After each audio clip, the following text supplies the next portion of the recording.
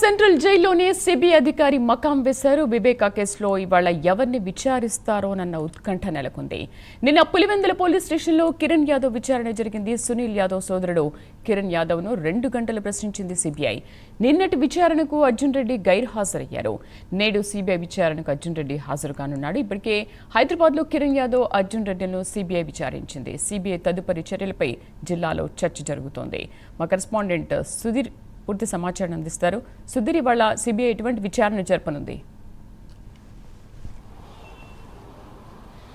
Right. ముఖ్యంగా చూసుకుంటే కనుక ఏదైతే వైఎస్ వివేకానంద రెడ్డి హత్య కేసు సంబంధించి సిబిఐ అధికారులు గత 2 సంవత్సరాల తర్వాత కూడా ఒక ముందడుగు వేశారని చెప్పుకోవచ్చు. ఈ నేపథ్యంలో కూడా మనం చూసుకోవచ్చు. అటు వైఎస్ సునీతారెడ్డి కూడా ఏదైతే కేసు ముందుకు సాగడం లేదంటూ కూడా ఆమె అయితే కనుక సుప్రీంకోర్టులో కూడా పలు పిటిషన్లు దాఖలు చేసిన నేపథ్యంలో కూడా ఏదైతే సుప్రీంకోర్టు ధర్మాసనం కూడా ఈ కేసు సంబంధించి పూర్తిస్థాయిలో కూడా మరొకసారి విచారణ ఎవరైతే సాక్షులు ఉన్నారో వాళ్ళందరూ కూడా విచారణ చేపట్టాలని చెప్పి ట్రయల్ కోర్టులో పిటిషన్ వేయడంతో కూడా పూర్తిస్థాయిలో కూడా సిబిఐకి ఆదేశాలు జారీ చేసిన నేపథ్యంలో 2 సంవత్సరాల తర్వాత అయితే కనుక ఈ కేసు మరోసారి ముందడుగు వేస్తున్నామని చెప్పుకోవచ్చు. అయితే నిన్న ఒక్కసారిగా అయితే కనుక సిబిఐ అధికారులు పులివెందుల పట్టణానికి వెళ్ళడం జరిగింది. దానికి ముందుగానే మనం చూసుకుంటే కనుక ఏదైతే ఈ కేసులో A6గా ఉన్నటువంటి సునీల్ యాదవ్ సోదరుడు అయినటువంటి కిరణ్ యాదవ్కు నోటీసులు ఇవ్వడం జరిగింది. ఈ నేపథ్యంలో అతను విచారణకు రావాలని చెప్పడం జరిగింది. అయితే నిన్నటి దినం కూడా దాదాపుగా ఏదైతే కిరణ్ యాదవ్ కూడా పూర్తిస్థాయిలో కూడా అటు సిబిఐ అధికారుల దగ్గరికి వెళ్ళడం జరిగింది. దాదాపుగా అతన్ని 2 గంటల సేపు అయితే కనుక అక్కడ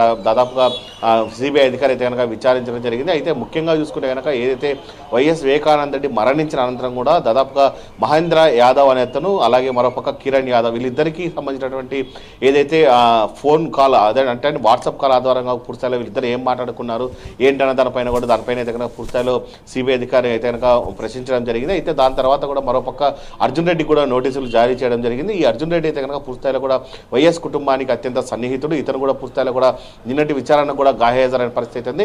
అయితే ఈ నేపథ్యంలో దాదాపుగా నిన్నటి దినం కూడా సిబిఐ అధికారి అక్కడ ఉన్నటువంటి కిరణ్ యాదవ్ను ప్రశ్నించిన తర్వాత కూడా అతను కడపకు చేరుకోవడం జరిగింది. కడపలోని ఏదైతే సెంట్రల్ జైల్లో కూడా పూర్తిస్థాయిలో మకాం వేయడం జరిగింది. ఇవాళ దాదాపుగా ఏదైతే నిన్న గైహాజరైనటువంటి అర్జున్ రెడ్డి ఇవాళ పూర్తిస్థాయిలో కూడా విచారణకు హాజరవుతారని చెప్పి పూర్తిస్థాయిలో ఇప్పటికే మన ప్రాథమిక సమాచారం ఉన్నాయి.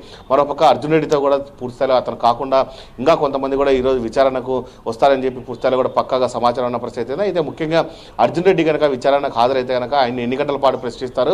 అలాగే ముఖ్యంగా అర్జున్ రెడ్డికి, అలాగే కిరణ్ యాదవ్కి, అలాగే ఈ మహేంద్ర యాదవ్ ముగ్గురికి సంబంధించినటువంటి కాల్ డేటాలో ఏం మాట్లాడుకున్నారు ఏంటి ప్రధానంగా మనం చూసుకోవచ్చు. గతంలో ఏదైతే వివేకానంద రెడ్డి మర్డర్ జరిగిన అనంతరం కూడా పూర్తిస్థాయిలో వాట్సాప్ కాల్ ఆధారంగా కూడా వీళ్ళు ముగ్గురుగా ఎటువంటి సంభాషణ చేశారు, ఏం మాట్లాడారు అనే దానిపైన కూడా కనుక సిబిఐ అధికారులు అయితే కనుక క్లుప్తంగా వాళ్ళని ప్రశ్నించే అధికారులు అని చెప్పుకోవచ్చు. అయితే ముఖ్యంగా చూసుకుంటే కనుక ఏదైతే మరోసారి సిబిఐ కడప జిల్లాలో అడుగు పెట్టడంతో కూడా పూర్తిస్థాయిలో కూడా దీనిలో ఉన్నటువంటి ఎవరైనా సాక్షులు ఉన్నారో అలాగే నిందితులు ఉన్నారో వాళ్ళందరూ కూడా పూర్తిస్థాయిలో కూడా భయం పట్టుకున్న పరిస్థితి ఉంది. అయితే ముఖ్యంగా కూడా సునీత ఎప్పుడు వచ్చినా కానీ పూర్తిస్థాయిలో కూడా మేమంతా కూడా ఆమెకు సంబంధించినటువంటి కంప్లైంట్ తీసుకుంటామని చెప్పేసి సిబిఐ అధికారులకు కోర్టు కూడా ఇప్పటికీ ఉత్తర్వులు చేసిన పరిస్థితి ఉంది. ఈ నేపథ్యంలో సిబిఐ అయితే కనుక ఎవరిని విచారిస్తుందో అనే దానిపైన కూడా జిల్లాలో ఉత్కంఠ అయితే కనపడదని చెప్పవచ్చు. Sridevi. Right Sudheer, thank you.